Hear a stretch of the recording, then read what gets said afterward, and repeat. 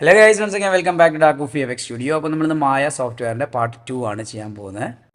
നമ്മൾ തൊട്ട് മുന്നേയുള്ള വീഡിയോയിൽ വളരെ ബേസിക് ആയിട്ടുള്ള കാര്യങ്ങളൊക്കെ പറഞ്ഞിട്ടുണ്ടായിരുന്നു. അത് കാണാൻ ആഗ്രഹമുള്ളവർ എന്ത് വെച്ചാൽ ഈ വീഡിയോയുടെ ഡിസ്ക്രിപ്ഷനിൽ വെബ്സൈറ്റ് എന്ന് പറഞ്ഞ ലിങ്ക് കൊടുത്തിട്ടുണ്ട്. ആ ലിങ്ക് ക്ലിക്ക് ചെയ്ത ഈ ഒരു പേജിലേക്ക് എണ്ണത്ത് അതിൽ എഡിറ്റിംഗ് ഡെസ്ക് എന്നുള്ള അവിടെ ക്ലിക്ക് ചെയ്ത് കഴിഞ്ഞാൽ ഈ മായ എന്ന് പറഞ്ഞ ഒരു ഓപ്ഷനാണ്. അത് ക്ലിക്ക് ചെയ്ത് കഴിഞ്ഞാൽ നമ്മൾ ഇതുവരെ ചെയ്ത വീഡിയോസും ഇനി മുന്നോട്ട് ചെയ്യാൻ പോകുന്ന വീഡിയോസൊക്കെ ഇവിടെ നമ്മൾ അപ്ലോഡ് ചെയ്യുന്നതായിരിക്കും. അപ്പോൾ നിങ്ങൾക്ക് ഫോളോ ചെയ്യാൻ എളുപ്പമായിരിക്കും. ഇനി വലിയ പ്രോജക്റ്റ് ഒക്കെ ചെയ്യുകയാണെങ്കിൽ പാർട്ടായിട്ട് ചെയ്യുകയാണെങ്കിൽ അത് സെപ്പറേറ്റ് ആയിട്ട് തന്നെ ഇടും കേട്ടോ. അപ്പോൾ okay, once again welcome back to Dark of Effects Studio. അപ്പോൾ ഞാൻ ജസ്റ്റ് ഒരു ടേബിൾ ക്രിയേറ്റ് ചെയ്യുന്നത് എങ്ങനെയാണ് കാണിച്ചു തരാം. അപ്പോൾ നമുക്ക് ടേബിൾ ക്രിയേറ്റ് ചെയ്യാം അല്ലേ. അപ്പോൾ ടേബിൾ ക്രിയേറ്റ് ചെയ്യാൻ ആദ്യം എന്താ വേണ്ടത്?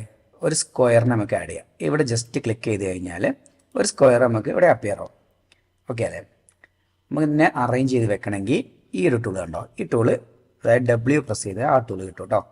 അതിന് അറേഞ്ച് ചെയ്തിട്ട് ഈ ഗ്രിഡിൻ്റെ മുകളിലേക്ക് വെക്കുക. ഗ്രിഡ് എന്ന് പറഞ്ഞു കഴിഞ്ഞാൽ ഒരു ബേസാണ്, എൻ്റെ എന്താ പറയുക സ്റ്റേജാണ്. അതിൻ്റെ മുകളിലേക്ക് നമ്മൾ എടുത്ത് വെച്ചു. അപ്പോൾ താഴേക്ക് ഒട്ടുമൊന്നുമില്ല, അത് കണ്ടു. ഓക്കെ, ഇനി ഇതിന് നമുക്കൊരു ഷേപ്പ് കൊടുക്കണം അല്ലേ, ഒരു പരന്ന ഷേപ്പ് കൊടുക്കണം. അപ്പോൾ നമ്മളിതിൽ സാധാരണ ചെയ്യുമ്പോൾ രണ്ട് ഭാഗത്തേക്കായിട്ട് നീങ്ങും ഇത്. ഓക്കെ, ഞാൻ കാണിച്ചു തരാം. നമ്മൾ സ്കെയിൽ ചെയ്യുന്ന സമയത്ത് ഇതിങ്ങനെ വലിച്ചാൽ അങ്ങോട്ടേക്കും ഇങ്ങോട്ടേക്കും നീങ്ങും. ഇനി അങ്ങനെ അല്ലാതെ ഒരു വശത്തേക്ക് മാത്രം എങ്ങനെ നീക്കുമെന്ന് വെച്ചാൽ ഞാൻ കാണിച്ചു തരാം. വീഡിയോ കണ്ടിന്യൂ ചെയ്തോളൂ കേട്ടോ. ഓക്കെ, അപ്പോൾ ഇങ്ങനെ ഒരു നീളത്തിലുള്ള ഒരു ടേബിൾ ഇത്രയും വീതി വേണ്ടാന്ന് തോന്നുന്നില്ലേ, വീതി കുറച്ച് കുറയ്ക്കാം. ഓക്കെ, കൊള്ളാം അല്ലേ. അപ്പോൾ നമ്മളിതിൽ W പ്രസ് ചെയ്യാം, എന്നിട്ട് കുറച്ച് മേലോട്ടേക്ക് അറേഞ്ച് ചെയ്ത് വെക്കാം.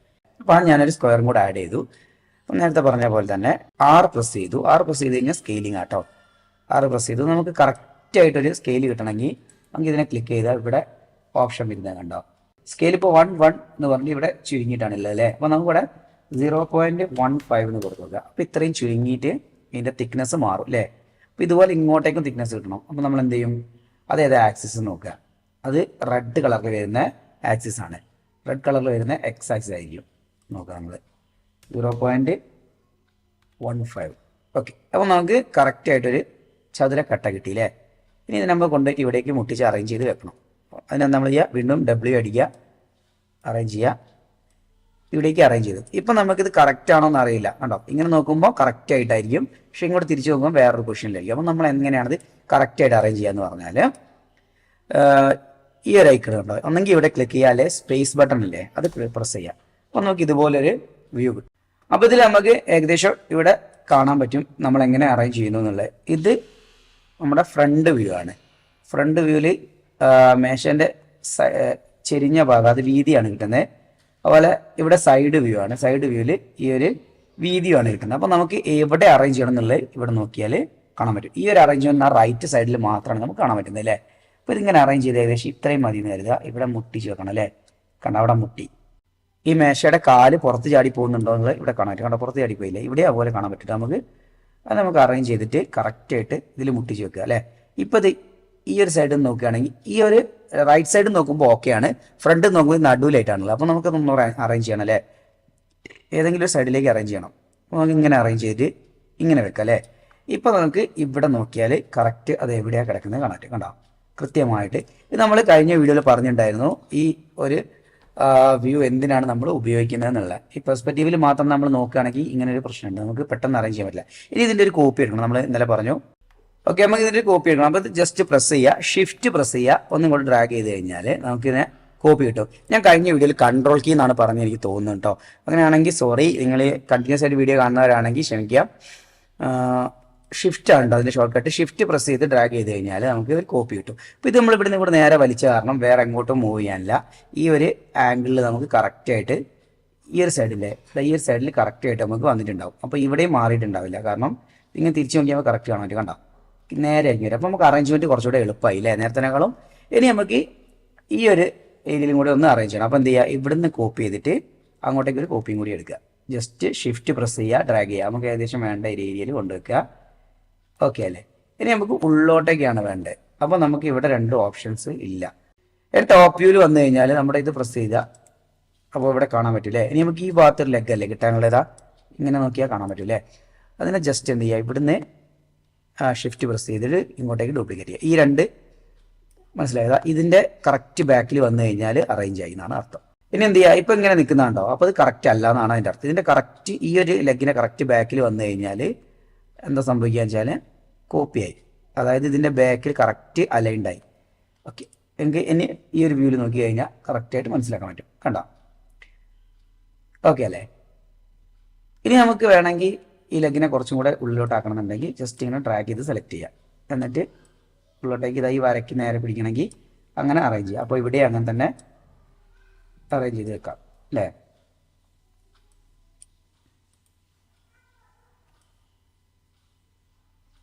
ഓക്കെ, നമുക്ക് ഈ ടോപ്പ് വ്യൂ മാറ്റിയിട്ട് ഇവിടെ നമുക്ക് ക്ലിക്ക് ചെയ്ത് കഴിഞ്ഞാൽ നമുക്ക് ഏത് വ്യൂ ആണോ വേണ്ടത് അത് കിട്ടും കേട്ടോ. റൈറ്റ് ബോട്ടം വ്യൂ ഉണ്ടോ?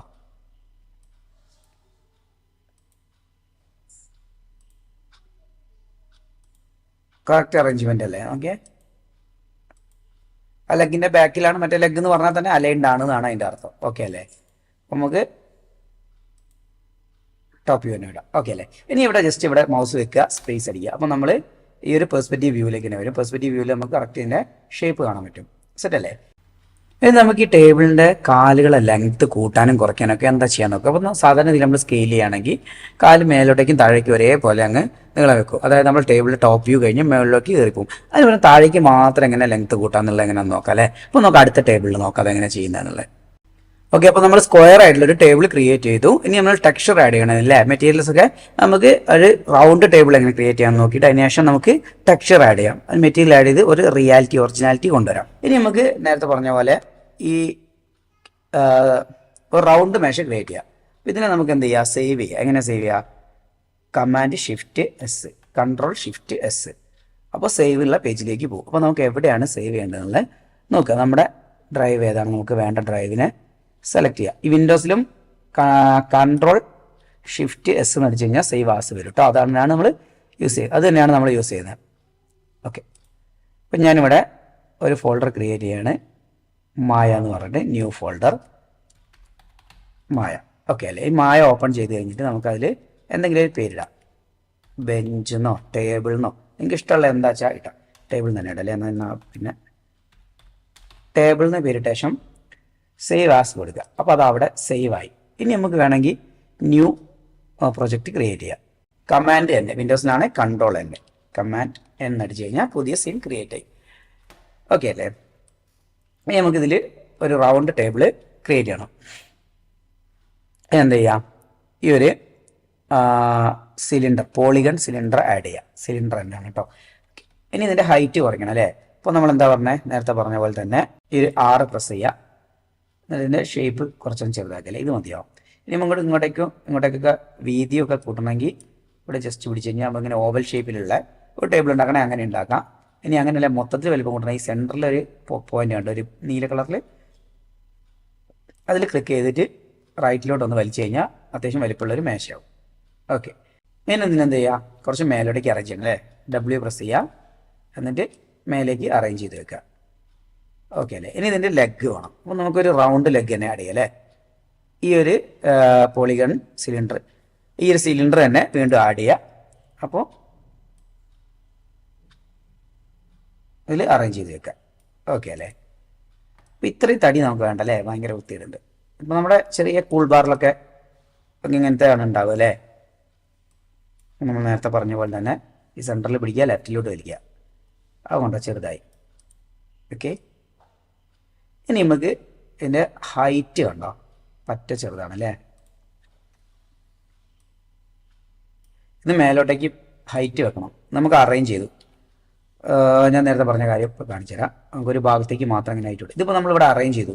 ഇനി മേലേക്ക് മാത്രം ഹൈറ്റ് പോയാൽ മതി. അപ്പോൾ നമുക്ക് എന്താ പറയുക, താഴോട്ടേക്കും ഇതിപ്പോൾ ഇത് നമ്മൾ സ്കെയിൽ ചെയ്യാൻ തന്നെ താഴേക്കും മേലേക്കും ഒരേപോലെ ലെവലിൽ തന്നെ. അതിന് പകരം നമ്മൾ മേലോട്ടേക്ക് മാത്രം എങ്ങനെ മാറ്റാമെന്നുള്ളത് കാണിച്ചു തരാം. നമുക്ക് തൽക്കാലം ഇതിലൊന്ന് ഹൈഡ് ചെയ്ത് വെക്കട്ടെ. ഞാൻ ഇത് കാണിച്ചു തരുന്ന കുറച്ച് വ്യക്തമായിട്ട് കാണാൻ വേണ്ടിയിട്ടാണ്. അപ്പോൾ നമ്മൾ എന്ത് ചെയ്യുക? അത് ഏതാണ് ഒബ്ജക്റ്റ് ഇത് സെലക്ട് ചെയ്ത് ഇവിടെ കാണാൻ പറ്റില്ല ഏത് ഒബ്ജക്റ്റിന്, അതിൻ്റെ അവിടെ കൊണ്ടുപോയി H ബട്ടൺ പ്രസ് ചെയ്യുക. ഓക്കെ, നമ്മൾ സിലിണ്ടർ സെലക്ട് ചെയ്യുക. എന്നിട്ട് അതിന് റൈറ്റ് ക്ലിക്ക് ചെയ്ത് കഴിഞ്ഞാൽ നമുക്കിവിടെ ഒരുപാട് ഓപ്ഷൻ കിട്ടില്ലേ? ഏതാ? ഇനി ഇതിൽ വെർട്ടെക്സ് എന്നുള്ള ഓപ്ഷൻ കേട്ടോ, അവിടേക്ക് കൊണ്ടുപോയി വെച്ചിട്ട് മൗസ് റിലീസ് ചെയ്യുക. അപ്പോൾ നമുക്ക് മോൾഭാഗത്ത് കുറേ വെർട്ടെക്സുകൾ സെലക്ട് ആയി. വെർട്ടെക്സ് എന്ന് പറഞ്ഞാൽ ഈ കണ്ടോ, ഈ റെഡ് കുത്തുകൾ കണ്ടോ, കുറേ കുത്തുകൾ, അതാണ് വെർട്ടെക്സുകൾ. അപ്പോൾ നമ്മൾ അതിനൊക്കെ സെലക്ട് ചെയ്യുക. അത് നമ്മൾ എന്ത് ചെയ്യുക? ഇവിടെ എവിടെയും ക്ലിക്ക് ചെയ്തിട്ട് ഇങ്ങനെ വലിച്ചാൽ അതിനുള്ളിലുള്ള വെർട്ടെക്സുകളൊക്കെ സെലക്ട് ആയി. അപ്പോൾ നമുക്ക് താഴെയുള്ള വെർട്ടെക്സുകൾ സെലക്ട് ആയിട്ടുണ്ടോ നോക്കുക. എല്ലാ റോസ് കളറാണ്, ഇവിടെ മഞ്ഞ കളറുണ്ട്, കണ്ടില്ലേ? ഇനി നമ്മൾ എന്ത് ചെയ്യുക, വീണ്ടും W പ്രസ് ചെയ്യുക. W പ്രസ് ചെയ്ത് നമ്മൾ മേലോട്ടേക്ക് വലിച്ചു കഴിഞ്ഞാൽ കണ്ടോ സ്കെയിലിംഗ് ആണ് ഇവിടെ നടക്കുന്നത്. എന്താ പറയുക, നേരത്തെ പോലെ ആ ഒരു ഏരിയ മൊത്തത്തിൽ മൂവ് ആവുക, പക്ഷേ അതിൽ സ്കെയിലിംഗ് കൂടാണ് നടക്കുന്നത്. മനസ്സിലായോ? സംഭവം കത്തിയാവും. നമുക്ക് ഏകദേശം നമുക്ക് വേണ്ടൊരു വലിപ്പത്തിൽ വെക്കുക. ഇനി നമുക്ക് വേണമെങ്കിൽ മറ്റേ സിലിണ്ടറിനെ അൺഹൈഡ് ചെയ്യുക അല്ലേ. HN ഒന്നുകൂടി പ്രസ് ചെയ്ത് കഴിഞ്ഞാൽ അൺഹൈഡ് ആയി. ഓക്കെ, ഇനി ഇതിനെ ഒന്നുകൂടെ നമ്മൾ സെലക്ട് ചെയ്തിട്ട് വെർട്ടെക്സ് മോഡിലേക്ക് തന്നെ പോവുക. എന്നിട്ട് മോൾ ഭാഗം നമുക്ക് വേണ്ട എവിടെയാണോ അവിടേക്ക് കൊണ്ട് മുട്ടിച്ചിട്ട് വെക്കുക അല്ലേ. അപ്പോൾ ഇങ്ങനെയാണ് നമ്മൾ ഒരു ഭാഗം മാത്രം മൂവ് ചെയ്തെടുക്കുക. നമ്മളിനി മുന്നോട്ട് പോകുന്ന വീഡിയോസിലൊക്കെ നിർബന്ധമായിരുന്നു നമുക്ക് ആവശ്യം ഉണ്ടാവും. അപ്പോൾ അത് നോക്കിക്കുക, വെർട്ടെക്സിലേക്ക് സെലക്ട് ചെയ്യുന്നത്. ഇനിയിപ്പോൾ വെർട്ടെക്സ് മോഡിലാണ് കിടക്കുന്നത് അല്ലേ. അപ്പോൾ നമുക്ക് നോർമൽ മോഡിലേക്ക് വരണം. എന്ത് ചെയ്യുക, റൈറ്റ് ക്ലിക്ക് ചെയ്യുക, ഒബ്ജക്റ്റ് മോഡിലേക്ക് പോവുക. അപ്പോൾ നമ്മൾ ഒബ്ജക്റ്റിൻ്റെ ആ ഒരു മോഡിലേക്ക് തന്നെ തിരിച്ചു വന്ന്. ഓക്കെ അല്ലേ? ഓക്കെ, ഇനി നമുക്കിതിന് ഒരു കാല് വേണമല്ലേ, ഇങ്ങനെ ഒരു ക്രോസ് ലെഗോ എന്തെങ്കിലും അല്ലെ റൗണ്ട് ലെഗ് തന്നെ കൊടുക്കുക. ഇതിനൊന്നുകൂടെ എന്ത് ചെയ്യുക, ഡ്യൂപ്ലിക്കേറ്റ് ചെയ്യുക. അങ്ങനെ നമ്മൾ ഡ്യൂപ്ലിക്കേറ്റ് ചെയ്താൽ ഷിഫ്റ്റ് പ്രസ് ചെയ്യുക, താഴേക്ക് വലിക്കുക. അപ്പം താഴെ നമുക്കൊരു ഇത് കിട്ടി, എന്താ ഒരു നിർത്താനുള്ള സംഭവം കിട്ടി. എന്ത് ചെയ്യാൻ, വീണ്ടും 6 പ്രസ് ചെയ്യുക, എന്നിട്ട് ചെറുതാക്കി കൊടുത്താൽ ഇങ്ങനൊരു ടേബിൾ കിട്ടും നമുക്ക് അല്ലേ. ഇതിന് മൊത്തത്തിൽ മൂവ് ചെയ്ത് മേലോട്ട് കൊണ്ടുപോകണമെങ്കിൽ എന്ത് ചെയ്യുക, ഇവിടെ 3 സെലക്ട് ചെയ്യുക. നമുക്ക് ഇങ്ങനെ ഷിഫ്റ്റ് പ്രസ് ചെയ്ത് ഇത് 3 സെലക്ട് ചെയ്യുക. ഇനി അങ്ങനെ അല്ലെങ്കിൽ ഷിഫ്റ്റ് പ്രസ് ചെയ്ത് ഇങ്ങനെ മാനുവലി സെലക്ട് ചെയ്യുകയും ചെയ്യാം കേട്ടോ. എന്നിട്ട് എന്ത് ചെയ്യാം, ഇതിനെ ഗ്രൂപ്പ് ചെയ്യണം. Command G. വിൻഡോസിലാകുമ്പോൾ മിക്കവാറും Ctrl G ആയിരിക്കും കേട്ടോ ഈ ഗ്രൂപ്പ് ചെയ്യുന്നത്. ഇതിൻ്റെ W പ്രസ് ചെയ്ത് മൂവ് ചെയ്ത് കഴിഞ്ഞാൽ ഒബ്ജക്റ്റ് മൊത്തത്തിൽ മൂവ് ആവും കേട്ടോ. ഇതൊരു ഒബ്ജക്റ്റായി മാറി. ഇനി നമ്മൾ സെലക്ട് ചെയ്ത് കഴിഞ്ഞിട്ട് ഈ ഒരു ഗ്രൂപ്പ് ഇവിടെ സെലക്ട് ചെയ്യുക. എന്നിട്ട് നമുക്ക് വേണ്ടിടത്തേക്ക് അറേഞ്ച് ചെയ്തിട്ട് വെക്കാൻ പറ്റും. അപ്പോൾ നമ്മൾ ബേസിക് ആയിട്ട് ഒരു മോഡൽ എങ്ങനെ ക്രിയേറ്റ് ചെയ്യാമെന്ന് പഠിച്ചു അല്ലേ. 2 ടൈപ്പിലുള്ള ടേബിൾസ് ക്രിയേറ്റ് ചെയ്തു. ഇനി നമുക്ക് മെറ്റീരിയൽ ആഡ് ചെയ്യല്ലേ, അതായത് ടെക്സ്ചറിങ് ചെയ്യാം അല്ലേ. അപ്പോൾ നമുക്ക് ഈ റൗണ്ട് ടേബിളിനെ മാറ്റിയിട്ട് വീണ്ടും സ്ക്വയർ ടേബിൾ തന്നെ ചെയ്യാം. അപ്പോൾ സ്ക്വയർ ടേബിൾ എങ്ങനെ എടുക്കാമെന്ന് നോക്കാം അല്ലേ. ഓക്കെ, ഇനി നമുക്ക് പഴയ ഒരു പ്രൊജക്റ്റിലേക്ക് തന്നെ പോകണമെന്ന് കരുതുക. അപ്പോൾ എന്താ നമ്മൾ ചെയ്യുക, ഇവിടെ ഫയലിൽ ഓപ്പൺ എന്നുള്ളൊരു ഓപ്ഷൻ ഉണ്ടാവും, ഓപ്പൺ സീൻ എന്നുള്ളൊരു ഓപ്ഷൻ, അത് ക്ലിക്ക് ചെയ്യുക. അല്ലെങ്കിൽ റീസെൻറ്റ് ഫയലിലുണ്ടാവും റീസെൻറ്റ് ഫയൽസ്. നമ്മൾ റീസെൻറ്റ് ഫയൽ ടേബിൾ മാത്രമാണ് നമ്മൾ റീസെൻറ്റ് ഫയലിൽ. അപ്പോൾ റീസെൻറ്റ് ഫയൽ ക്ലിക്ക് ചെയ്യുക. അപ്പോൾ ഈ ഒരു ഫയൽ സേവ് ചെയ്യണമെന്ന് ചോദിക്കും, ഈ ഒരു പ്രൊജക്റ്റ് സേവ് ചെയ്യണമെന്ന് ചോദിക്കും. അപ്പോൾ യെസ് കൊടുക്കുക. അപ്പോൾ നമ്മൾ എന്താ റൗണ്ട് ടേബിളിലെ ഓക്കെ അവിടെ തന്നെ സേവ് ചെയ്യാം. അപ്പോൾ നമ്മൾ ടെക്സ്ചർ ചെയ്യണം അല്ലേ. ടെക്സ്ചറിങ് എന്ന് പറഞ്ഞാൽ എന്താ, ഈ ഒരു മെറ്റീരിയൽ ഇപ്പം ഒരു ഗ്രേ കളറല്ലേ കിടക്കുന്നത്, ഇതിന് പകരം ഒറിജിനാലിറ്റി, അതായത് ഒറിജിനൽ അതിൻ്റെ ഒരു സ്കിന്ന് നമ്മൾ ഇതിന് കൊടുക്കുകയാണ്. അതിന് ടെക്സ്ചറിങ് എന്ന് പറയും, അല്ല മെറ്റീരിയൽ ആഡ് ചെയ്യാന്നൊക്കെ പറയും.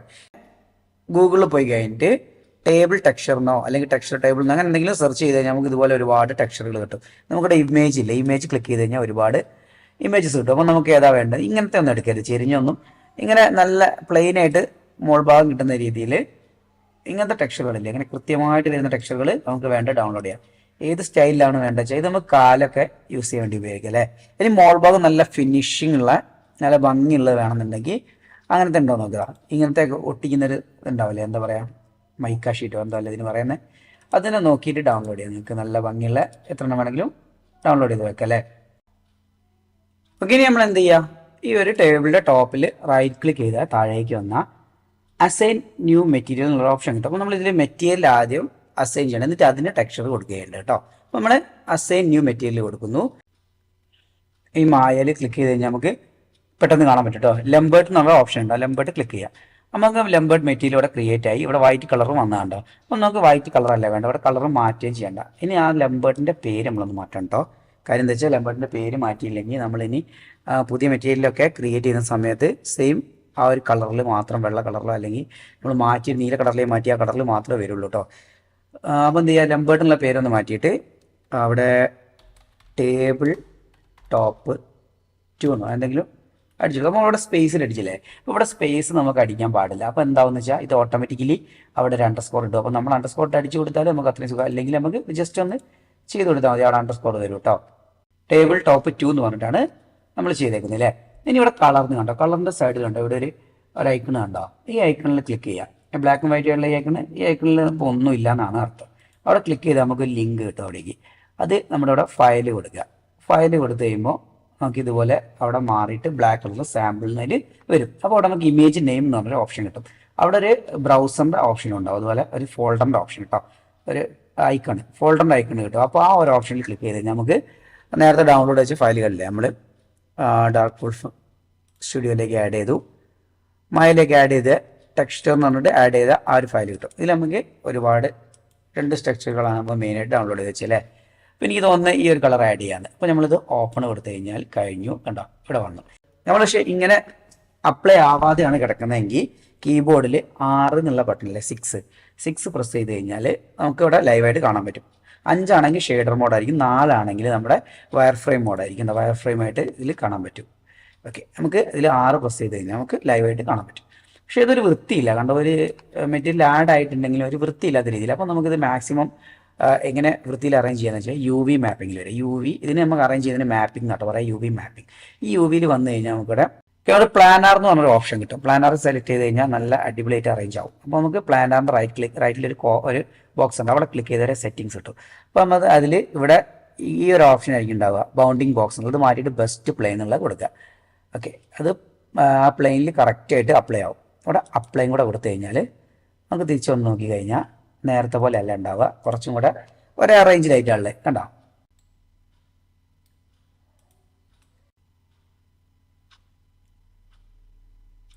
ഇനി നമുക്കിങ്ങനെ കളറൊക്കെ കുറച്ച് അഡ്ജസ്റ്റ് ചെയ്യണമെന്നുണ്ടെങ്കിൽ നമുക്ക് ഇവിടെ ക്ലിക്ക് ചെയ്ത് ഇങ്ങനെ ഡ്രാഗ് ചെയ്ത് കഴിഞ്ഞാൽ കളറൊക്കെ മാറ്റാൻ പറ്റും കേട്ടോ.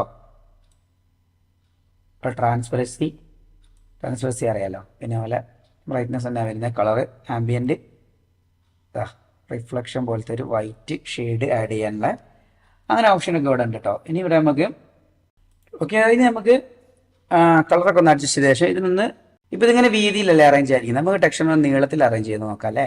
അപ്പോൾ അതിനെന്താ ചെയ്യുകയെന്ന് വെച്ചാൽ ഒന്നും കൂടെ ഇവിടെ സെലക്ട് ചെയ്യുക, നമ്മുടെ UVയിൽ തന്നെ വരിക, പ്ലാനാർ ഒന്നുകൂടെ സെലക്ട് ചെയ്യുക. പ്ലാനാറിൻ്റെ ആ ഒരു ബോക്സിലല്ല, തൊട്ടിപ്പുറം വെറുതെ ഒന്ന് സെലക്ട് ചെയ്യുക. അപ്പോൾ നമുക്കിങ്ങനെ അഡ്ജസ്റ്റ്മെൻറ്റ് ചെയ്യാനുള്ള ഒരു ഓപ്ഷൻ കിട്ടും. ഇവിടെ നമുക്ക് ടെക്സ്ചറിൻ്റെ സ്കെയിലിംഗ് ഒക്കെ ചെയ്യാൻ പറ്റും കേട്ടോ. ഇന്നുണ്ടോ, ഇങ്ങനെ അങ്ങനെ സ്കെയിൽ ചെയ്തെടുക്കാൻ പറ്റും കണ്ടോ. അതുപോലെ ഇങ്ങനെയും സ്കെയിൽ ചെയ്യാൻ പറ്റും. പക്ഷെ ഇതൊക്കെ ഭയങ്കര വൃത്തികേടാണല്ലേ, ഒറ്റ സ്കെയിലിൽ നിൽക്കുന്നതാണ് നമുക്ക് വൃത്തി. UVയിൽ പ്ലാനാറിൽ വന്നിട്ട് നമുക്ക് റൊട്ടേറ്റ് ചെയ്യണം. റൊട്ടേറ്റ് ചെയ്യണം, ഇവിടെ ഒരു നീഡിൽ കണ്ടോ, അതൊന്ന് പ്രസ് ചെയ്യാം. അപ്പോൾ നമുക്ക് റൊട്ടേറ്റ് ചെയ്യാനുള്ള ഒരു ഓപ്ഷൻ കിട്ടും. ഈ ഒരു സർക്കിളിൽ ക്ലിക്ക് ചെയ്യുക. ഇനി നമുക്ക് ബ്ലൂ അല്ലേ, ഏതാണ് നമുക്ക് റൊട്ടേറ്റ് ചെയ്യേണ്ടതെന്ന് നോക്കാൻ ചിരിച്ച് വെച്ച് നോക്കിയാൽ കറക്റ്റ് അറിയാം. ബ്ലൂ ആണ് റൊട്ടേറ്റ് ചെയ്യേണ്ടത് അല്ലേ. അപ്പോൾ ബ്ലൂ എന്ത് ചെയ്യുക, ബ്ലൂ പിടിച്ചിട്ട് മെല്ലെ അങ്ങനെ തിരിച്ച് നോക്കുക. ബ്ലൂവിൽ പിടിച്ചിട്ട് മെല്ലെ തിരിച്ച് നോക്കുക കേട്ടോ. നമുക്ക് ഇങ്ങനെയാണ് നമ്മൾ വേണമെന്ന് പറഞ്ഞത് അല്ലേ, ഒരു 90 ഡിഗ്രീസിൽ ഇങ്ങനെ. ഓക്കെ, അത് ഇവിടെ വാല്യൂ മാറുന്ന കണ്ടതാ, ഈ റൈറ്റ് സൈഡിൽ ഇവിടെ വാല്യൂ മാറുന്ന നോക്കുമോ ഞാൻ റൊട്ടേറ്റ് ചെയ്യുന്ന സമയത്ത് കണ്ടോ. അപ്പോൾ എനിക്ക് ഈ ഒരു പോയിന്റിൽ മാത്രം മാറ്റിയാൽ മതി. ഈ പോയിന്റിൽ 90 ഡിഗ്രി കൊടുത്തു കഴിഞ്ഞാൽ കറക്റ്റ് 90 ഡിഗ്രി ഇത് തിരിയും. നമുക്കൊരു മട്ടക്കോണായിട്ടല്ലേ തിരിയേണ്ടി. ഇനി നമുക്കിതിൻ്റെ എന്താ പറയുക, സ്കെയിലിംഗ് ഒന്നുകൂടി മാറ്റണം അല്ലേ. ഓക്കെ, വീണ്ടും UVയിൽ പ്ലാനാറിൽ തന്നെ വന്നിട്ട്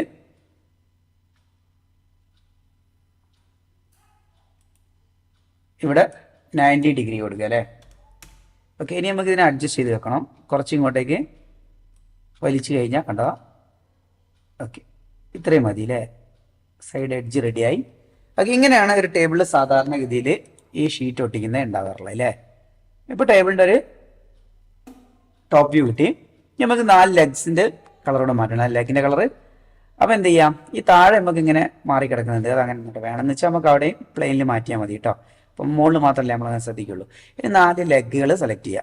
ഓക്കെ അല്ലേ, ഷിഫ്റ്റ് പ്രസ് ചെയ്യുക, 4 ലെഗുകൾ സെലക്ട് ചെയ്യുക. ഓക്കെ, ഇങ്ങനെ ഒരു ആംഗിളിൽ വെച്ച് കഴിഞ്ഞാൽ നമുക്ക് 4 സെലക്ട് ചെയ്യാൻ എളുപ്പമാണ് അല്ലേ.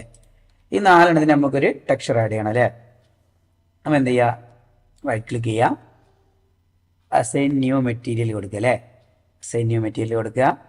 അപ്പോൾ അതിൽ നേരത്തെ പോലെ തന്നെ നമുക്ക് മായ സർഫേസിൽ വന്നു കഴിഞ്ഞാൽ ലാംബേർട്ട് കിട്ടും. ലാംബേർട്ട് എടുക്കുക, ലാംബേർട്ട് ഏതെങ്കിലും പറയാം, എനിക്ക് കറക്റ്റ് അറിയില്ല. അതെടുക്കുക, ഫയൽ സെലക്ട് ചെയ്യുക, എന്നിട്ട് അടുത്ത ഫയൽ നമ്മൾ ഇവിടേക്ക് ബ്രൗസ് ചെയ്ത് കൊടുക്കുക അല്ലേ. അപ്പോൾ നമ്മൾ ഓൾറെഡി നേരത്തെ ഡൗൺലോഡ് ചെയ്ത് വെച്ചിട്ടുണ്ട്. ടാക്കൂർ സ്റ്റുഡിയോയിൽ, മായയിൽ, ടെക്സ്ചറിൽ, ഇതല്ലേ നമ്മൾ ലെഗിന് കൊടുക്കാന്ന് പറഞ്ഞ കളർ. ഓക്കെ, അത് ഓപ്പൺ ചെയ്ത് കൊടുത്താൽ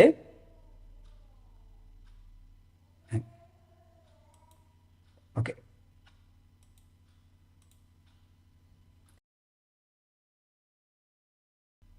ഇത് നമുക്ക് സെപ്പറേറ്റ് ആയിട്ട് ഒരു ഫേസിൽ മാത്രമാണ് അപ്ലൈ ആയി അല്ലേ. ഇങ്ങനെ വരുമ്പോൾ എന്ത് ചെയ്യാന്നറിയോ, നമുക്ക് ഒന്ന് അണ്ടു ചെയ്തിട്ട് ഇപ്പോൾ കണ്ടോ, ഇങ്ങനെ സെലക്ട് ചെയ്യുന്ന സമയത്ത് നമുക്കൊരു ഫേസ് മാത്രമല്ലേ കിട്ടുള്ളൂ. ഒരു ചുവന്ന കളറിൽ ഈ ഫേസ് മാത്രമേ കിട്ടും. അതിന് നമ്മൾ എന്ത് ചെയ്യുക, ഒന്ന് റൈറ്റ് ക്ലിക്ക് ചെയ്യുക, ഒബ്ജക്റ്റ് മോഡിലേക്ക് ഇങ്ങനെ തിരിച്ചു പോകുക അല്ലേ. ഒബ്ജക്റ്റ് മോഡിൽ വന്ന ശേഷം നമ്മൾ ഓക്കെ, ഞാൻ സെലക്ട് ചെയ്ത ശേഷം വീണ്ടും നമ്മൾ റൈറ്റ് ക്ലിക്ക് ചെയ്യുക, അസൈൻ ന്യൂ മെറ്റീരിയൽ കൊടുക്കുക അല്ലേ. അപ്പോൾ നമുക്ക് ആ ഫേസിനല്ല മൊത്തത്തിൽ ആ ഒരു ഒബ്ജക്റ്റിന് മൊത്തത്തിൽ ആ മെറ്റീരിയൽ അപ്ലൈ ആവും അല്ലേ. ഇപ്പോൾ ലംബേർട്ട് എടുക്കുക.